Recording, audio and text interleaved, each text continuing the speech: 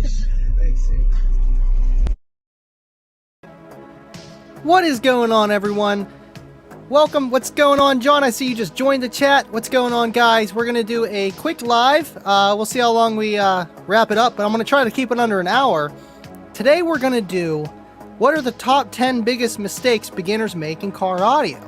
Now, I have a list here, and I want to hear from you guys as well that are watching this now or maybe re-watching this later. I want to hear your input on some of the mistakes that you've made in the past. Let's see here. Okay, cool. What's up, John? Glad you're tuned in.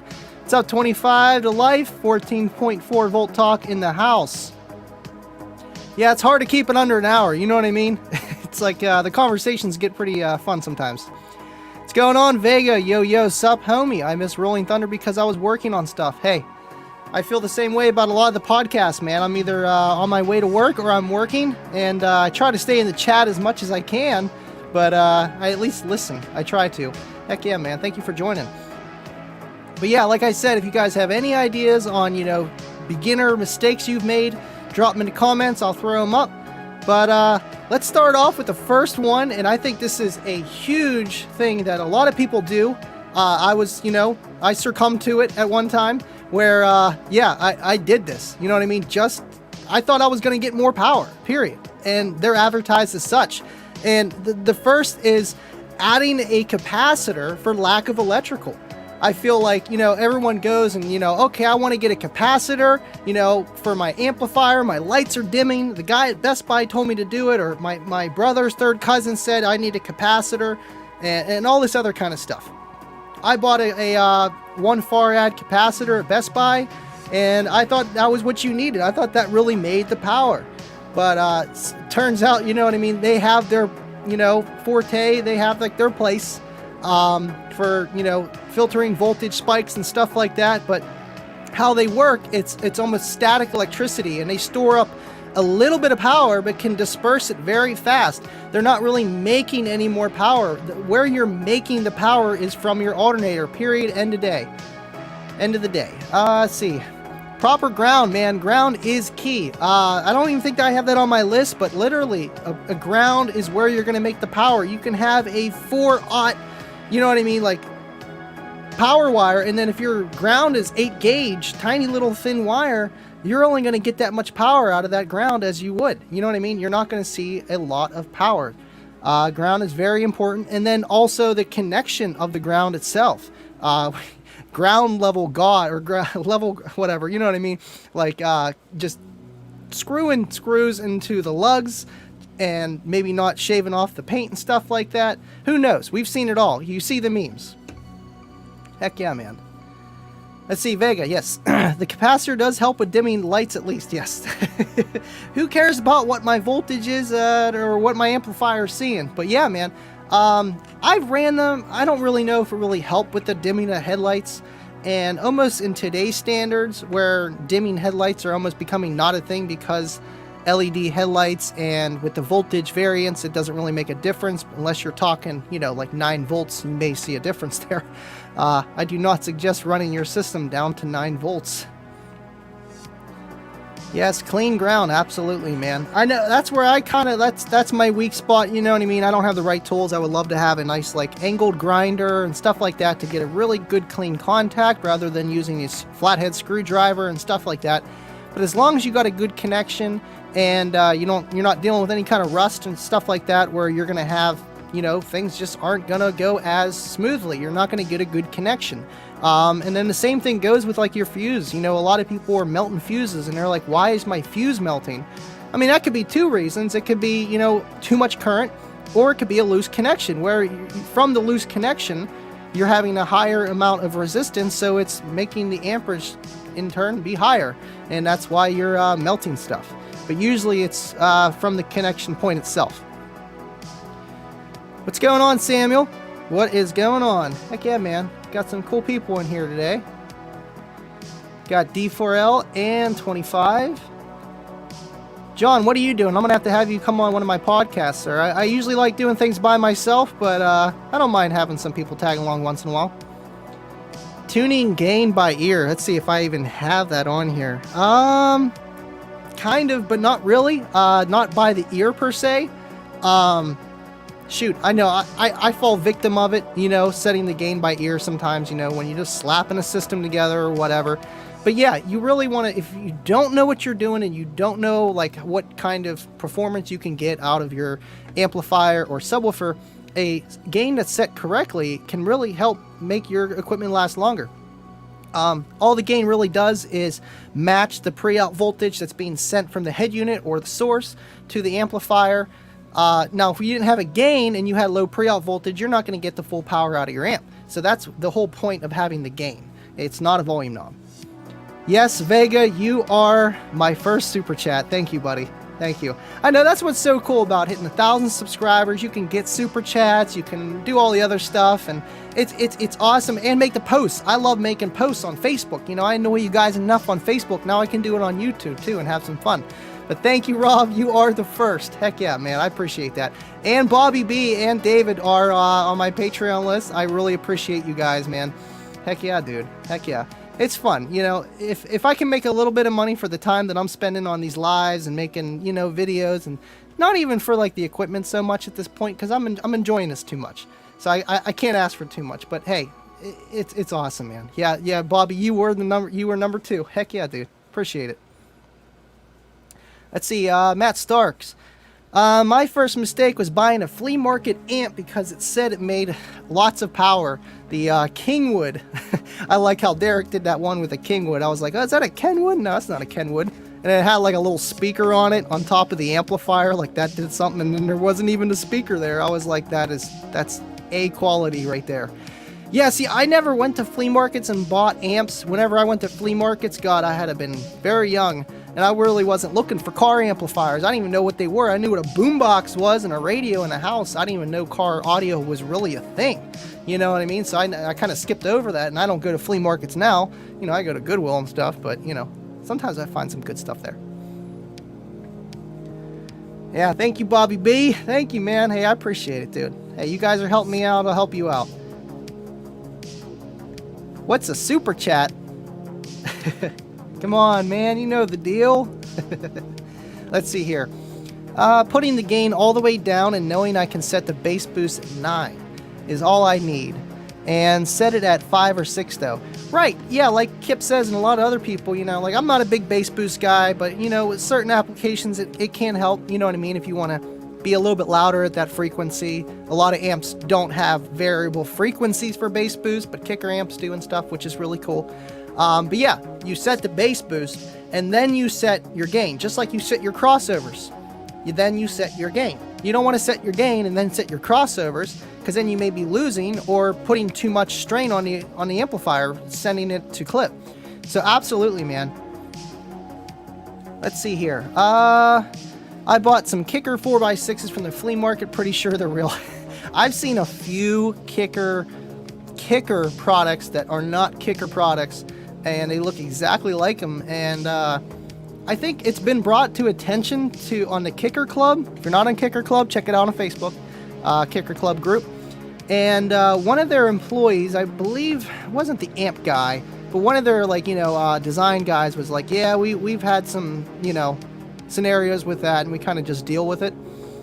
There was some more to go with that story, which is pretty cool too. But you can change one thing about it, and then you can get away with it, and that's the problem. But yeah, heck yeah, dude.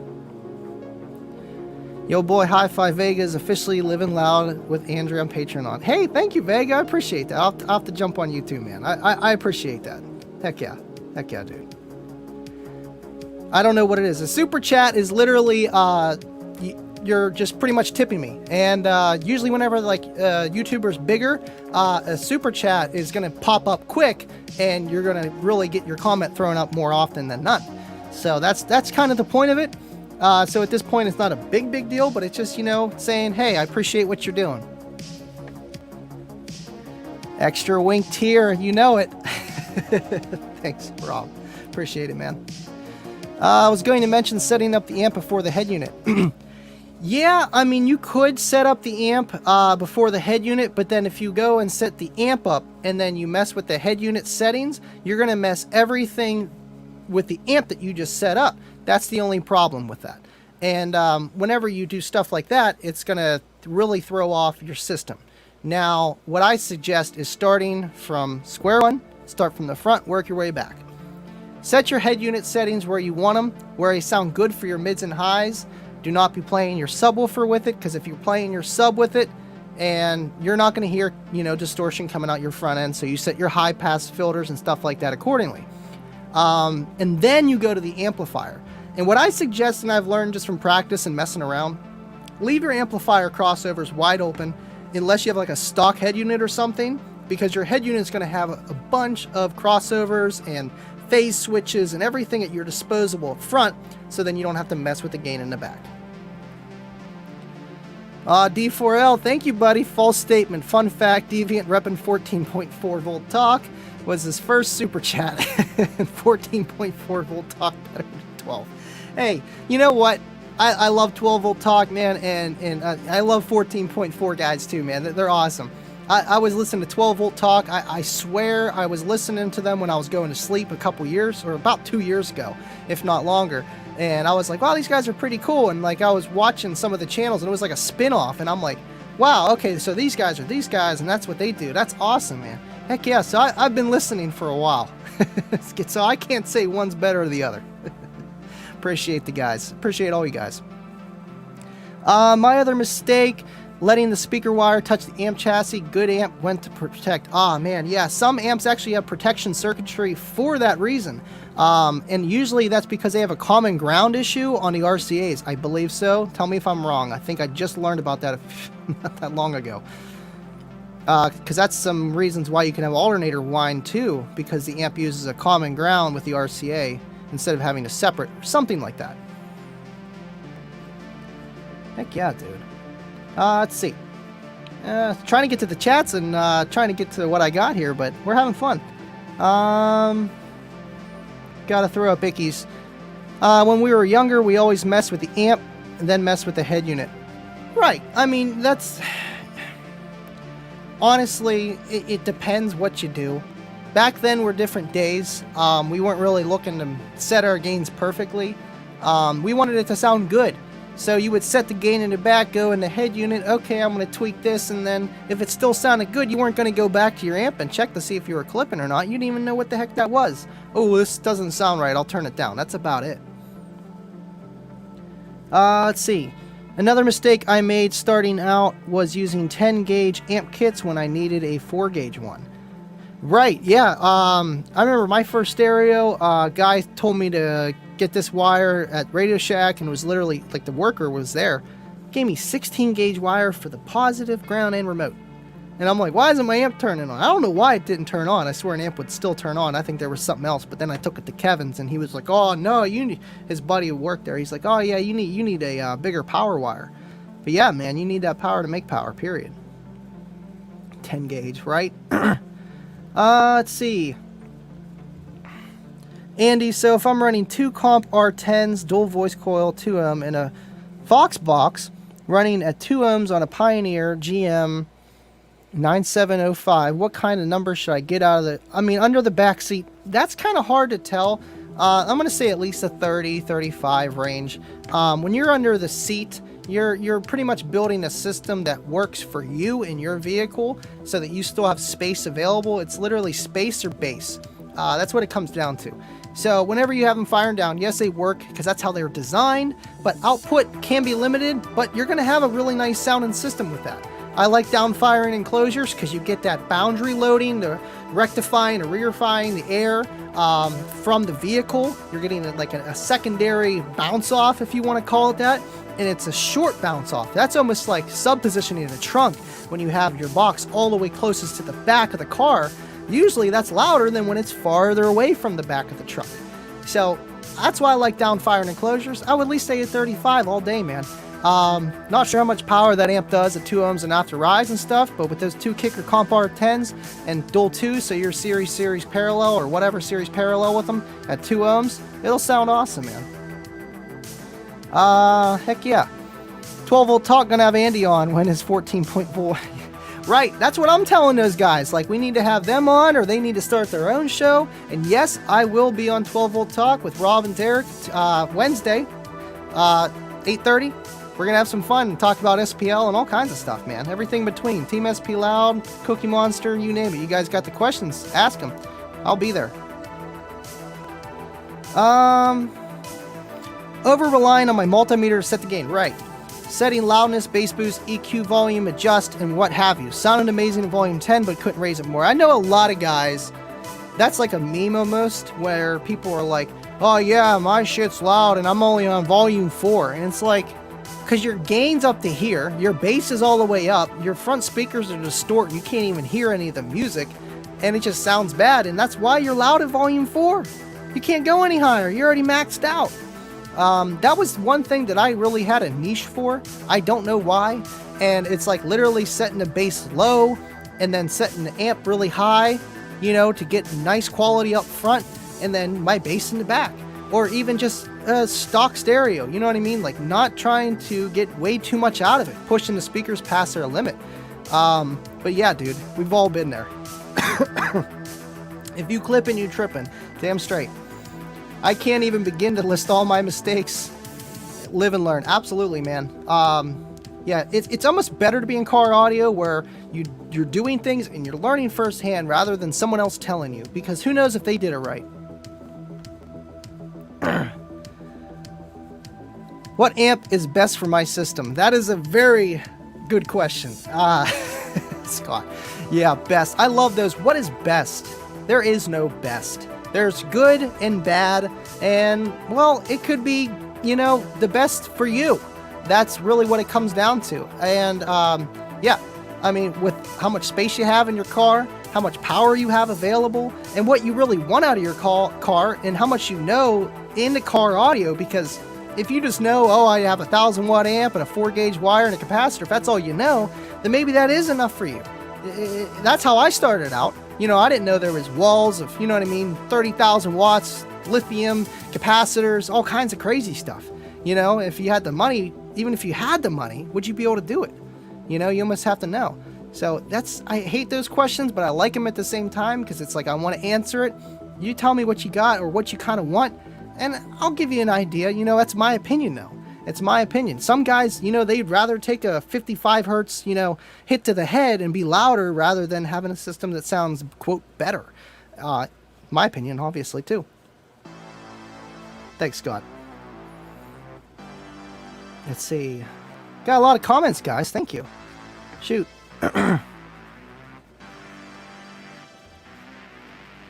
Andy at 12 Volt Talk next week after tonight's 14.4 Volt Talk presents Rolling Thunder. Absolutely. Let's see. Fun fact before I knew about CCA. You mean Rob? I mean, I got 1/0 and 4-gauge CCA amp kit.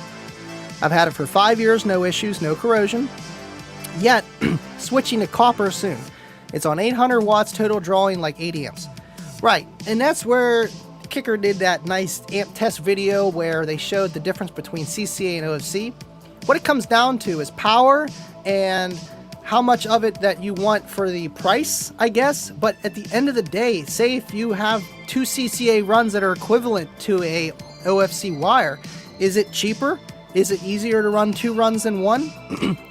It all depends. Man. It all depends your budget and your system. Like yours, you got 80 amps of current with 1/0 of CCA. I would say, in my opinion, that's like an equivalent to like maybe 4-gauge or 3-gauge of OFC in the amount of power versus resistance and all that kind of stuff. And if you can run 4-gauge OFC on 80 amps of current all day, that's what they come fused with, 80 amps or 100 amps of current for a 20-foot run, give or take.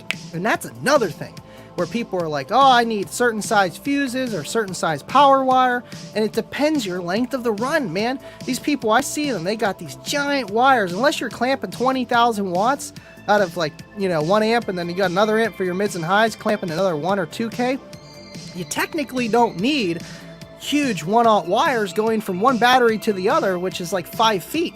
If you're only clamping like 2,000 watts, you could throw a 4-gauge in there in between because the distance is so small. And the same thing with, like, you know, you can have 1/0 running back and then a little distributor 4-gauge going to your amp that's a foot long, you're not going to really lose any power output. Period. What's up, Jeff? Thanks for joining, man.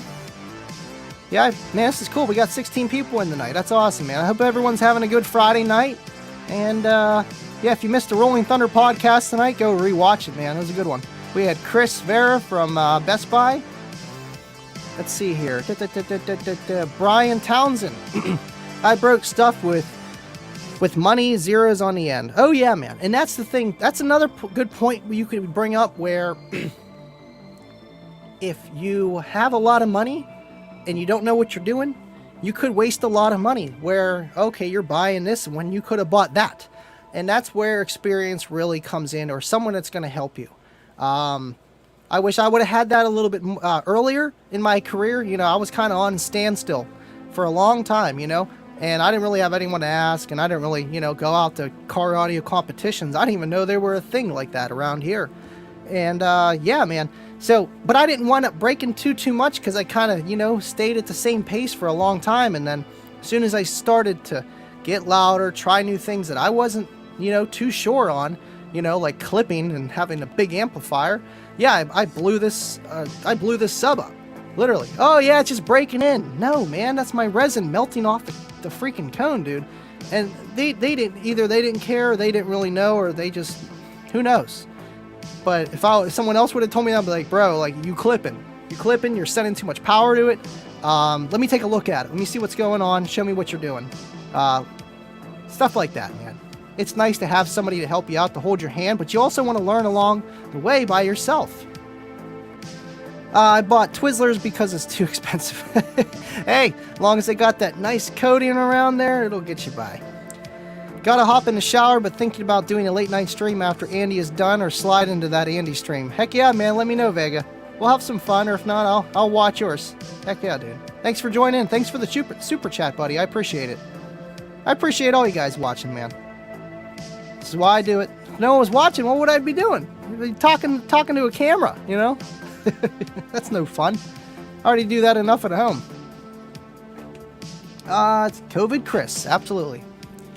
Samuel Seal, it's also a single cab, so 4-foot runs. Right, not a long distance. So that's even more in your favor of why you're not having an issue. And then the whole corrosion thing, I mean, I think that's a deep rabbit hole you don't want to go down to. If you keep your connections clean, out of moisture, and secure, and tight, and stuff like that, and you check on them once in a while, you'll be fine. I think the corrosion would come from a loose connection, or I guess the metal itself over time. I mean, shoot, even copper does. It oxidizes, so, I mean, you can't say CCA isn't the worst, or OFC is just better in every single way, but for power it is. For the amount of space that you have, or the amount of money, and stuff like that. Shout out to Kayla. Heck yeah, dude. Yeah. Hit a thumbs up, guys. That's why I've been doing these lives more often. I'm like, man, people are actually liking this. And then the next day, I got another 40 views of people watching it, commenting on it. It's fun. Scott, I join in chat. Heck yeah, man. How's that pizza, by the way?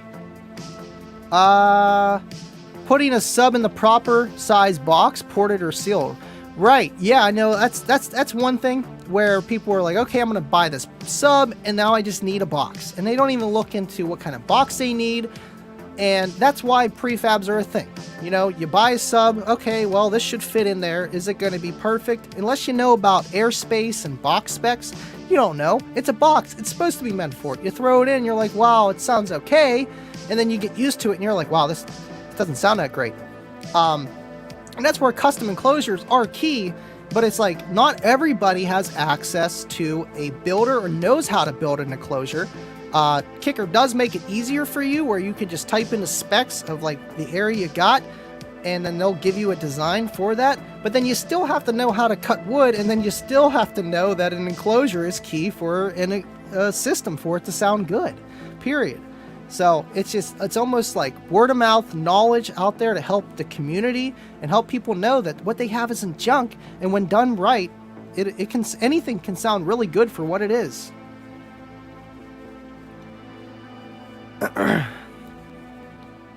Icky, no, you like doing the stuff even though you didn't get many views in the beginning. Never let the passion die, bud. Thank you, Icky. I mean, he knows more than anybody. He really got me into Kicker because he had Kicker. You know, I never really ran it or seen it in person before him. And he really got me into this. So I appreciate that, John. Thank you, man. Pizza was banging. Awesome, awesome, awesome. 3 meats. Man, Bobby B is that #1 fan, and he is a diehard, and he is an awesome guy, and he loves Kicker too, man. Appreciate it, man. All right, so caught up onto the comments. Let's go on to the next thing that I have on my top 10 list. I guess this is number 2. Adding random subs to get louder. I don't know how many times I've seen this where, you know, they'll have like a Kicker comp and then a Sony Explode sitting right beside it because that's what they could get, and they threw it together. And you know what? I've mixed matched subs in a vehicle, but not in the same enclosure. I put a L7 with 2 Type R10s, but they were all a sealed box, relatively close to the same spec, and it was okay. Now that's not always the case, and you're not always going to get the best performance out of the enclosure and out of the driver for the performance that it's supposed to do that the designers had in mind, because you're throwing in different variables and stuff like that. Now, does it work? Sure. Now, it really comes down to like how you wire it, your ohm on your amp, everything else, and the enclosure. If it's divided, if it's not. Now, can you do it? Yeah, it's going to make bass, but is it going to be the best it could be if you had 2 matching drivers in there? Probably not. Now, SPL, that's a different thing. You could be louder. Who knows? Who knows? Let's see here. You're guilty of it. Heck yeah, man. Beginner police. Yes, we are looking for the beginners. We want to know your mistakes. We have all been beginners. If you haven't been a beginner in car audio and you walked in here doing 50s on your first system, you didn't do it yourself. You had someone help you, they told you what to buy, and you had the money or they bought it for you. Period. We've all been there at one point. Whichever level. And then who cares about the people that bought the system and did it for you, got a 50 out your first? As long as you learn how things work eventually, that is still part of being a basshead. Doesn't make you not a basshead. Like how people are like, JP didn't put his own system, but he enjoys it. That's what he does, and he's a businessman. Do you really think he has time to be laboring over his car? Man, I mean, yeah, you get some enjoyment out of it, but when you're that kind of caliber of a person, and you got the money to spend, why not have someone else that knows what they're doing do it right? And then you're going to have less issues. Trust me, if I could, I would go back and erase some of those stressful days that I had. Like, why isn't this working? Why does this sound like crap? Or whatever the situation was. But that's really what made me who I am. So, 2 different stories. Let's see. Wait, no, I am Sony Explode with an audio bond in my Ford Probe. You remember? I remember you had 3 10s in there. I didn't know they were mismatching because it was just like LEDs and it was dark. I remember looking at them though. So we've all been there. We've all been there, man. Trust me.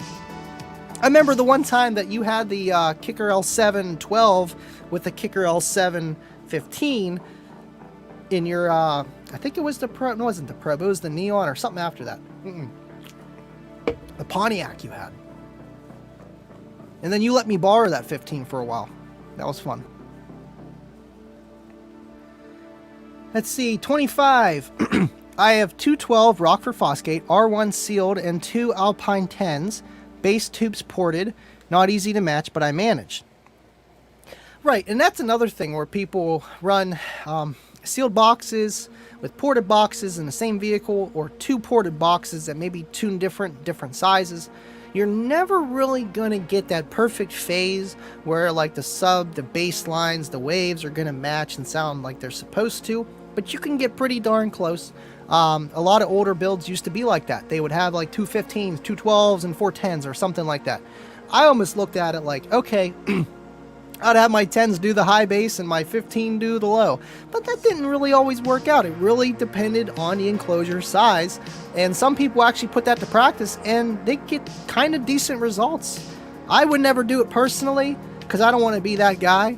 But plus I like just 1 sub for now. But still, regardless, I don't want to be that guy. Not easy to match. Trust me, I used to do it with 2 different sets of amplifiers, like 2 different brands, and especially with the Alpine Type R setup. At one time, I had the Type Rs in the Eclipse firing up, poured up, and the L7 in a sealed box firing up. It really didn't make a big difference on the L7 being in there, but maybe a little bit better low-end extension, but it wasn't louder, but it just sounded, I guess, a tiny bit better. Wasn't really getting much power either. And that was the setup that I traded for the, where's it at? This one. Solo X. Yeah, you're all beginners, absolutely. We all start there. What's up, Acoustical Arts? Thanks for joining on the live. Going through the comments before we get to the next one here. 14.1, yeah. Let's see. Bobby B. We were poor growing up. I learned to do it myself. Then all my friends had me install their stuff, and that's how I got earlier kicker stuff back in the day. Heck yeah, man. Same here. I was known as the guy that had a system, you know, after I had my first one put in. I kind of knew how it was done, and then I never went back, really. Other than Best Buy down the road one time. But yeah, man, and that's what's cool. When you learn it yourself early on, or wherever you are in your life at that position. Heck yeah, man. That's cool. Gotta do them dishes, D4L. Come on, man. Right. 20 watching, 8 likes. Smash that like button. Helps YouTube algorithm. Probably either work or leaving. Okay, cool. So, third one. This one's, I wouldn't say it's a bad thing, but a lot of people do it. Firing subwoofers in the wrong direction. Not as wrong, but not as ideal direction of how the enclosure is designed, the vehicle it's in, and all the other kind of factors that come into it. I've done 2 videos so far. I'm probably going to do a third on it, of sub orientation and position. Firing forward, side, up, back, whichever way, far, close, stuff like that. With sealed and ported. And it almost depends on how the box is designed. Not so much shape, but port orientation, where it's on the side of the box, or in the front, or the top, or the back. So there's those variables, the kind of sub that you have in that box, how big that box is relative to the trunk space or cabin space that you're taking up.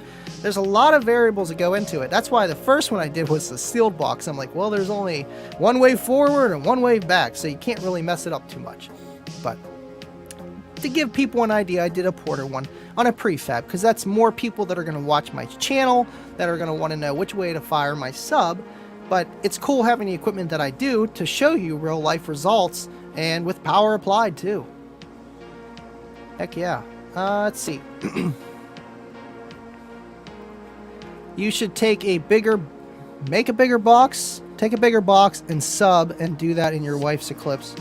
Yeah, I don't think she'd be too happy with that. I mean, she's always had a system in her car. Literally about 2 months into our relationship, I got her a nice system, 2 JLW3 12s in a sealed box on an Alpine MRP 500. Nice sounding system. I had that in there in her car for a long time. And then we had the 2 12s for a while. We had a 15, a 10 in there, all kind of different stuff. It's almost like my practice car, and I like to throw stuff in there. And one time when I threw a 10 in there on a 500 RMS amp, she's like, it doesn't even sound like there's bass in here. And I'm like, really? Wow. Okay, there's a reason why I like you, you know? And it was a nice, like, SQ version of a, you know, sound system. It was okay. But I liked it for the sound quality, but yeah, it wasn't boomy or anything like that.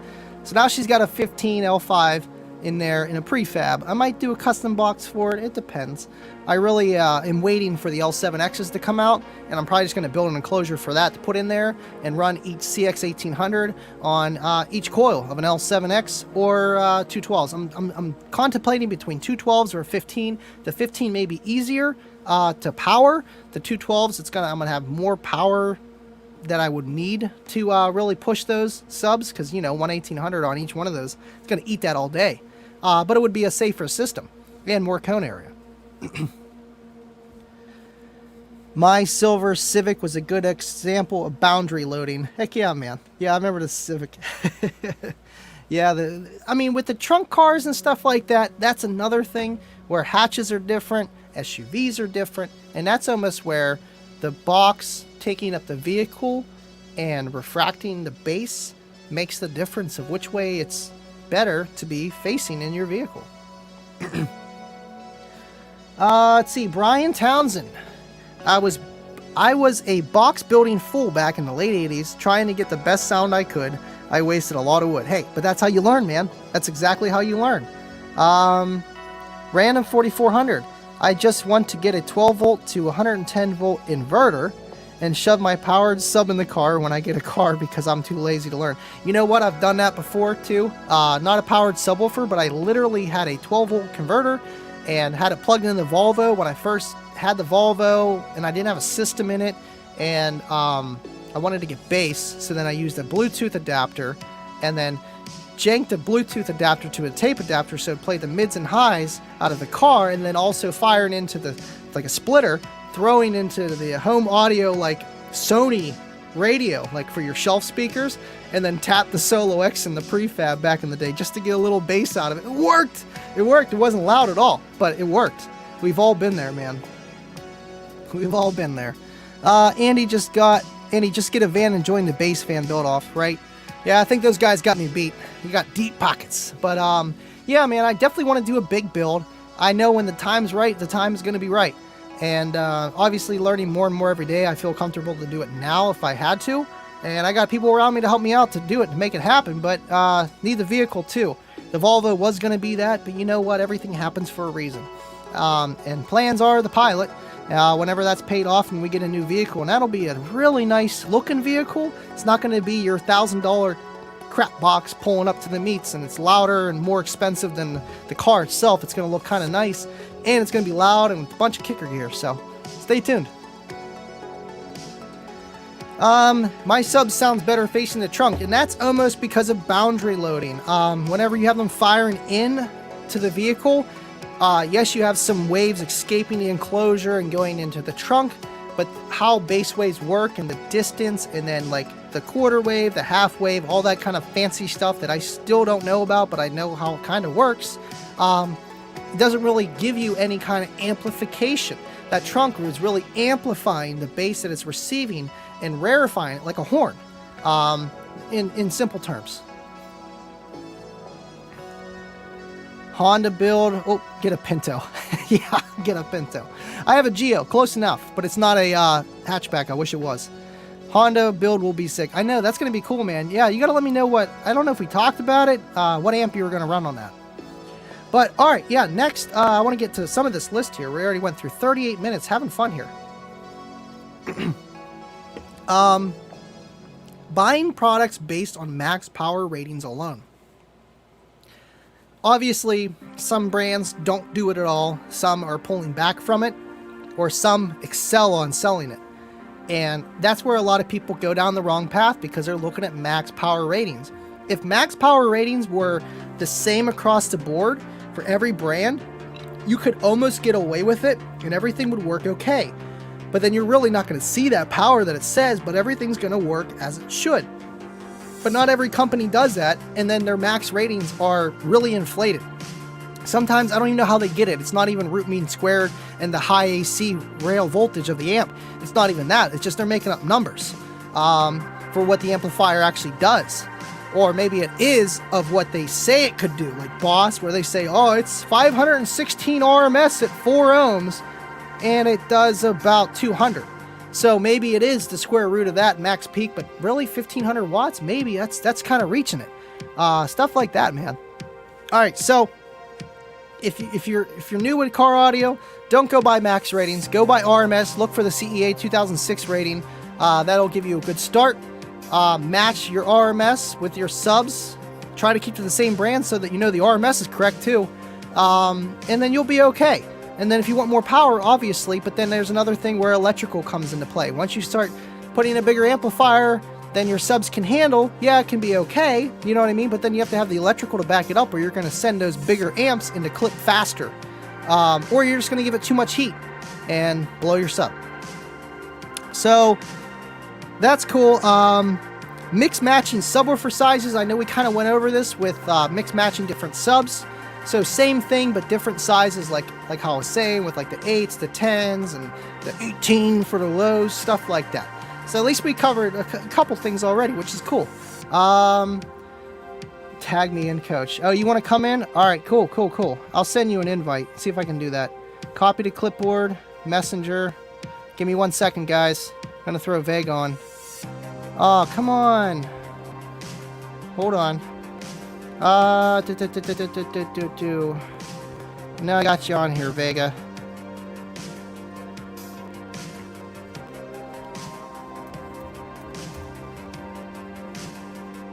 Man, my internet's not going too fast while I'm streaming. I wonder why. There we go. Man, it's slow. Okay, cool. I'm going to send you that link right now, buddy. Send. Cool. Now if I could get back to the stream, that'd be nice. Okay, cool. Awesome. Andy, question. Difference between dyno ratings that Big D uses. Okay, so like difference between what I use and what he uses. If that's the question, I think that's what you're asking. Now, mine does the 1% THD. It's going to be the same power rating for that. My uncertified is not the same as his, I do not believe, because I kind of just go until there's too much power.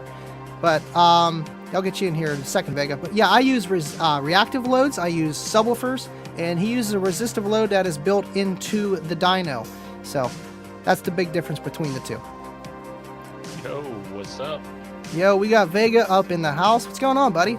Yo, how's it going, man? Fresh Man, out the fire, ready to rock. Heck yeah, man! You looking fresh, buddy? Looking fresh. Oh yeah. I got the night shirt on. I'm ready. Yeah, I got to get in my pajamas next time. Be just jumping right in the bed next. Scott's like, hey, he's like, hey, I want to join too. I can't. All right. Scott's cool. naked. Yeah. Stuff. He finished his pizza. He's a little better off now. He's better off. Okay, so I think 25 was asking about the differences in the dyno modes, like certified, uncertified, and dynamic. Oh yeah, I didn't even touch dynamic. If you want to touch on it, he's your buddy, man. You know more than anybody. Well, certified is not clipping. That's a completely clean signal. So that's the certified test. It's a clean signal, not to clipping at all. Uncertified is up to clipping, so 1% THD. I believe that's it. Yeah, up to clipping. And then the dynamic is just a dynamic track, and that can be anywhere, on your test, up to 3 to 5% distortion. That's crazy. I tried like a dynamic drum kick, like an 808 or whatever, and it was okay, but I had to play like a lower frequency because the rise was different, because I'm doing all reactive stuff, so it's a little different. But I did try it, and it wasn't much more power than the way I do uncertified ratings, because I kind of just, I send it, If it doesn't do any more power, that's it. Yeah, I think the way you do it, it's going to do more power because you're using a reactive load. And actually, dude, I got load resistors here. I just need to send you a handful of them. Yeah, I would like to try some and even show the difference between the two, or you know what I mean? Yeah. I like the reactive loads, you don't test nothing huge power, no. So. And these, if you series parallel, they're like 100 watts each. So. Oh, cool. Heck yeah. I do a lot of, you know me. I do a lot of smaller amps, 4 channels and stuff. So it would be perfect for stuff like that. Heck yeah. Oh yeah. Yeah, and those dudes take they rated 100. You can put 300 to them. They get hot. They get hot. Right. I mean, they got to dissipate the heat. So that's crazy, man. I know it would be cool to try to build something like that. I almost thought about taking a woofer apart, one that worked, and then just tapping it, and just because it's not going to move, pulling it all apart. But then you don't want to touch that coil; that thing's going to get hot. so I haven't finished building mine yet. Oh, cool. This is what they are. I would needed to reorganize it. Nice. But this is what it is. I mean, they're simple. Yeah. They're easy. They get hot. I think I've got one of these up to 200 degrees ish. Woo! So they get hot. Clipping. Heck yeah. Let's see. I'm gonna get to another thing here. We already covered not making clean connections. Not knowing how to wire subwoofer to the right amp. I think that's a big mistake that a lot of people make. What do you think, Rob? Oh yeah, definitely. So you just get I did this. I just had 4 subs. I said, you know what? I'm just going to keep hooking them up until the amp turns off. Then I'll unhook one, and then we'll just go with that. Because I didn't understand how impedance worked. Right. It's like, well, the amp's not shutting off now. I guess I'll have to run it like this, you know. Right. And I was doing it on a Rockford Fosgate, and I don't know how many Rockford Fosgate amps you run, but it was on the, I got one back here, Punch 225.2, and it's only rated 4-ohm mono. I was running it probably like 1.3. Yeah. And they get hot anyways, man. These are like the hottest running amps I've ever used in my life. I literally have a scar on my leg from it, from high school. I was going to ask you, what year were those made, those 225s? That was like 96, 97-ish, somewhere in that range. Damn, that's crazy. I mean, that was like the peak time too with like car audio. Really, Yeah, I think, yeah. Yeah, Now, they say some people might say the 80s, but me, it's always the era you grew up in. So to me, it was like the early to mid 90s. heck yeah, man. That's what I hear from at least like the kicker guys. Like, oh, we were sweeping the lanes then. Right.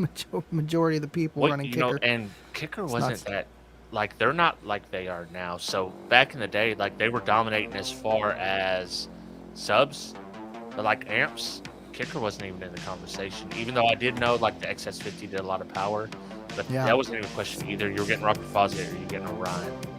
Maybe something like, maybe I think it's Gold or an extent, but yeah. Right. And it seems like they almost got forced into making amps because of, people were already running our subs. They're going to want to run an amp with it too. Just like the L7X kind of situation, Yeah. But hey, their amps were good. Their XS50 was a far more powerful amp than the 225 HCCA, but back then we didn't have people test this stuff. We didn't know. We just we didn't have a burst sheet. You were just guessing. That's what's crazy, because people almost have so many things at their fingertips to buy good products these days, and us guys, especially you, didn't have anything. It's crazy, the difference. Just word of mouth. Yeah, and the salesman, like, oh, bro, like, yeah, this, a 2100 HCCA, yeah, it's only rated 800 watts by one, but it'll do 1600 watts by one. Let alone did we know it barely made 800 watts. It's crazy. You didn't know, you know what I mean? Like, I was the kind of guy, I bought a 5500 watt amplifier. I knew it wasn't going to do all the watts, but I'm like, well, it'll do 2500 RMS. That'll be perfect for my Solo X. No, it clamped about 1,000, Yeah. It wasn't terrible for $150, but still, you're thinking big power and you're not going to get those results, but can you really hear how many watts your system has? Nah. No, and it's so independent. I mean, it's hard to tell by ear how much power you're putting out. Right. I know that was the thing too. Like when I upgraded to lithium and it sounded so much better, and I've been having problems with my box falling apart. Maybe this weekend or probably next weekend with everything going on. I need to rebrace and stuff, but it sounded so much better. I could bang harder. You know what I mean? I wasn't clipping and stuff like that. And I throw it on the meter. I'm a dB quieter. I'm like, what happened? I couldn't tell the difference though. You know what I mean? Like I knew something was up, but like it seemed good enough to me. Like you can't hear a big difference, especially a dB, let alone a few hundred watts difference. And sometimes that happens with sound deadening, which is crazy. You put a little too much sound deadening in there, and then boom, you've lost a little bit of that reflexive action of the trunk or whatever it may be. Yep. That's why I try telling people. I'm like, it's called sound deadening for a reason. Yeah. But if you want your system to maybe sound a little softer, less trunk rattle, and then when put in the right positions, they can help. It can help with SPL, definitely. But it has to be in the right areas, and you have to test for that. Yeah, for sure. Heck yeah, man. Background music's a little loud. Well, you got to turn up your freaking earphones. Come on, man. Does this sound too loud for you, Rob? Because I know it's louder when people are on here. Yeah, I think it's a little. It's not too bad. All right, here, I'll turn it down a smidge. Oh, there you go. Is that better? Yeah, that's better. All right, so like 30, 32. It's just hard to tell because it sounds loud on my end. And then I go and listen to the stream, and I'm like, it could be a little louder. Yeah. I don't want to hear my voice that much. No, that's why I don't have the full monitor. So I got it where I can hear you, but I don't have the monitor mix where I can hear myself. No. Right. Heck yeah, man. All right, so let's get to another one here. So we covered not knowing how to wire the subwoofer, wiring it different ways and stuff like that. Knowing impedance is very, very important. You can wire low, lower than the amp's capable, but you got to really know what you're doing. You got to know your box rise, and you got to play within reason. And then yet again, like you were saying, with amps getting hot, you're going to have a hotter amp. You're driving it to its full capacity and stuff like that. I always try to explain impedance to of like running in a pool. If you're 4 ohms, think about it as, you're running through a pool of 4 foot of water. You're 2 ohms, you're running through a pool of 2 foot of water. You can go a little bit faster, but, not too fast. You could stay in control. If you run in like a 1 foot deep pool, you know what I mean? You can run real fast, but then you might trip. You might trip, and then you run through a half foot. That's half ohm, and then boom, you're falling on your face, hitting the concrete in the bottom of the pool. You know what I mean? But you can run faster. That's kind of like a simple way to explain it to people. But heck yeah, man, you gotta know how to wire things, and don't really look at box rise. Box rise will drive you nuts. Yeah. Best thing is match everything. Like box rise is actually kind of a myth. It's just an impedance curve. That's how drivers work, and people just don't really understand. And I didn't understand that for the longest time. That's how a subwoofer plays. At certain frequencies, it's going to be up and down, depending on whatever frequencies you're playing. So it kind of is box rise. Like if you're peaking at 40 hertz, you can figure out the math. It's all math.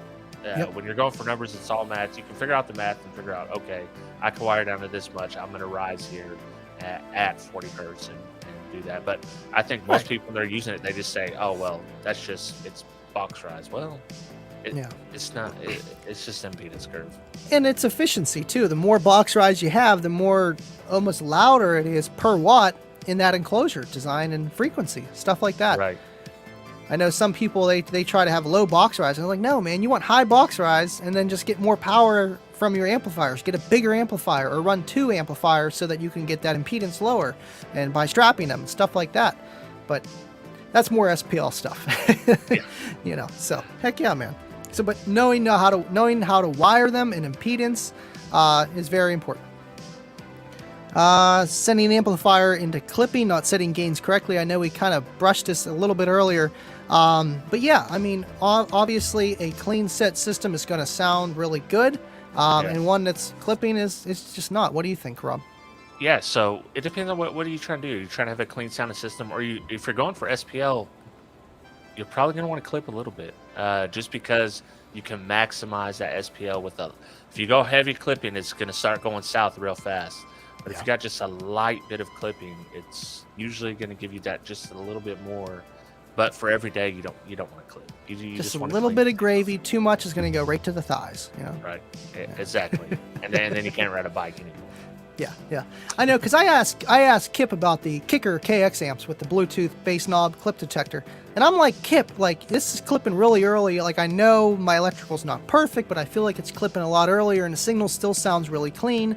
And then up to a certain part, and he's like, oh, well, that's because that's a 0.5% THD, not 1%. I'm like, oh, so I'm really clean, and then I can go a little bit extra, and I'm okay. And you can tell with your ears. I seen a video someone, and this didn't have many views, and I thought about sharing it on my channel, but I spaced out. But it was someone showing what clipping sounds like, and it was perfect. He runs it on a system, he turns it up a little bit, he's like, you can hear the clipping. And it didn't have very many views, so I'm gonna go back and I'm gonna find it. I'm gonna share it because that'd be cool. Video. Yeah. I know some people put like little tweeters or something like that, and then you can turn it up and it'll chirp or something like that. But yeah, actually hearing it on the octave, I feel like you can hear over 3 or 5%. You can actually hear it because I could see it on my O-scope going. I have the speaker playing, and I'm like, okay, yeah, that's no, we'll cut that down. Yeah, let's cut the hard line on it. Have you heard a transformer whine yet? As you've been testing? Transformer whine? No. That's probably like the benefit out of it, because I don't hear anything pulling, electrical, because the bass is going. Oh, that's right. You got the subwoofer. So, and you don't test at 1 kilohertz. No. Yeah, all like 30, 40 hertz stuff. When you test at 1 kilohertz, sometimes some amps with poor shielding, and even some better amps, you can definitely hear 1,000 kilohertz going in the toroid. So you can almost hear it as like a speaker amplifying it through the capacitor or whatever. It's That's nuts. It's crazy. Yeah. That's 1K too. I'm sure that doesn't sound too good. No. Definitely That's crazy. not. And that's one thing I wish I could test, but I'm not going to get no kind of box rise at 1K, even with like a 6x9 or something. Their impedance rise is like through the roof, man. You'll get like 40, 50 ohms, and it's like, how do I test that? Right. Yeah. You got to have the resist. The resistive is tough, but it just makes it easier. Heck yeah, man. Let's see here. Got a couple comments here, but let's keep going. I just want to get everything covered before our hour, and then we'll just answer whatever questions. And yeah, it's the last one. I forgot I put this in here. That was the big D. That was the big D. Yeah. So he laughs at his own jokes, and it makes me laugh. So here we go. Let's hear it. Not running kicker. Literally, here we go. literally right there. Not running kicker. Not running kicker. Not running brands just because their brother's girlfriend's brother said they are no good. Right. I mean, hey.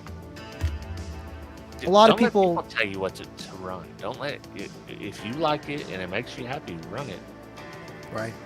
Exactly. You know, and that's what I hear a lot where even Dan at the stereo shop, he's like, I don't know if I want to sell kicker because a lot of people associate it with Walmart. I'm like, wait a minute. Do you watch any of my YouTube? Do you watch the Unmasked? Do you come out of your turtle shell at all? Like, you need to know, like, yeah, maybe the general public with some stuff like that, but at the end of the day, it's like, it's not like that. And he's like, I know it's not like that, but still, I'm afraid to sell it because people are going to walk in here and then think that I'm selling something that they could get at Walmart. And I'm like, you can't think of it that way. But yes, where people say, and you know, and they're going to be like, oh yeah, it's junk, don't buy it, or I had a bad experience. That stuff is no good. Right. And that's on, you know, they're doing something about it now. They're changing that conversation. But for the longest time, that was on kicker. I mean, that is their problem to solve as a marketing team. Like, and you see how they're doing it. Unmasked, I think, has really changed the conversation about kicker. And we're starting to turn the corner where people are like, oh, kicker, actually, they're doing something here. Right, and I think it's awesome that they did it. Like you said, it's almost groundbreaking, and it's like opening the people's eyes. Like, hey, we're a good brand, we're good people. Yeah. We've been here, and we're going to try to help you guys out too with the new, bigger bass subwoofers and stuff like that. And yeah, it's crazy that they're doing that. And it's, I mean, obviously it's fun to watch every Tuesday. You gotta, you know, sit on the couch, get your drink, favorite beverage, twisted tea, you know, whatever. And it's just cool to watch. But it is cool to show, like, hey, we're kicker, we're here, let's talk. Yeah, that is cool. They're reachable, approachable, and they're getting back in SPL. So yeah, I'm excited to see how that goes. Right, and that's another, you know, big story you can go down of why they pulled the Solo X out and bringing it back, or L7X and stuff like that. I mean, that's a topic too to talk about. Heck yeah. Right. Okay. Just checking my audio, making sure that the music track didn't end. Let's see. Just see if you guys got any other questions for me and Rob before we end this live. Throw them up, because we got through all the top 10s. Yeah, thanks for joining me too, Rob. Appreciate it. Yeah, no sweat. Yeah, I was bored, so I'm going to Wake the Dead tomorrow. It's in Searcy, Arkansas, so it's local, but it's 3 hours. So I'm gonna wake up in the morning. We'll do that and go. There's gonna be quite a big. I think there's a lot of big vehicles gonna be out there. JP's coming out. No, wait, where's this at again? Searcy, this is down in Arkansas. Kansas, right? Arkansas. Arkansas. I was thinking wrong state. Yeah. Just our Kansas, just outside of Little Rock, and that's East Arkansas. I live in West Arkansas. I think Steve Barber is going to be there. Oh wow, cool. And there's going to be quite a few people at that show, I think. That's awesome. Now, what is that hosted by? Is that like hosted by a certain league or something, or? Let me see. Give me a second. I'll log in and pull it up so we can screen share it. You can check it out. Breaking news: Walmart is sold out of kicker amps. Yeah, they don't. At least at my one, they don't have any kicker amps there. They have their 10-inch comp I've been looking for their 12. I've been wanting to do a video of their stuff, but they just don't have a 12. I already have 2 10s of their kicker comps. Yeah. Let's see. Okay, cool. Well, yeah, you pull that up, we'll see that, and then we'll cut it. Heck yeah, man. Wait up. Let's get here. A screen share here. Facebook loads so slow. It's terrible. I know, especially when you're streaming. I think it's because we're streaming. We're doing too much. Yeah. Let's see. That's horrible logic. You can buy literally anything from Walmart, Sundown, Rockford, Kicker, all of it. Hating a brand because it's sold at a large store is just ignorant. Right. Especially online. Yeah, you can get it from Walmart.com. You can buy American-based, Sundown, Rockford, both, all of them. Right. Exactly. Yeah, usually people that shit on a brand intentionally are just doing it purposely because out of spite. If they had a bad problem with it, they might say something, but they're not going to bring it up like, oh, it's junk, don't ever run it. Like, no. Right, yeah. I mean, some brands deserve it, but, you know, most brands don't, I would say. Especially the big guys. The big guys are easy to try to, it's easy to punch up. Yeah. Yeah, I know with the whole Rockville thing, whenever that will it blow whole shenanigans thing, I mean, I get it because they did misrate it, but yet subs are not, in a way, designed to take that said RMS for who knows how long at 40 hertz and not a break. You don't go bumping down the street like that. When you do a park and pound, it's 30 seconds. You do like street beating in ISPL or whatever, it's like 2 minutes. It's not 5 minutes long. But still, regardless, it didn't handle it. But then you got to look at, okay, well, how big is the coil? You know what I mean? Look at it there. Okay, well, it's a 2.5-inch coil. Obviously, it's not going to take a 1200 RMS, you know, for a very long time. It's going to get hot. You know, they kind of like, I really like the K6, the K9 sub. I haven't got to use the Destroyer or anything yet, but they both sound good. And the K6 actually, I think, handles a little bit more power than the K9. But you never call out other brands, have them. They weren't calling them out, you know, they were kind of like, oh yeah, this is this, we're trying to compare it. Even when you're trying to do that, that's not a good look for a company. Right. You know, that's where they messed up, and it just kind of got... You mean like when they called kind of EXO out and everything, and then... Yeah. I still want to get a clip of that video where, like, you know, we need more gain. I think Derek has it. I need it. Well, for a while, his name's Sam, Rockville Sam. Yeah. And he would be in the 12V Talk chat, so we try to get him on all the time, but we couldn't ever get anybody on. He seems like a cool guy, you know what I mean? Like anybody. You know, we're always learning, no matter if you're working at a, you know, company for car audio or you're just some guy in the street, we're always learning every day. Yeah. I'm sure he learned a little bit. I got that screen pulled up in the... Oh, yeah. Oh, my bad. Here, let's check it out. This one? Hold on. Add to screen. You should just be able to... Yeah. Oh, I had it. Oh, no. We want... No, this one. It's got to be this one. There you go. Perfect. This is Wake the Dead. Car, truck, and bike and audio competition. It's supposed to be like one of the biggest shows in Arkansas.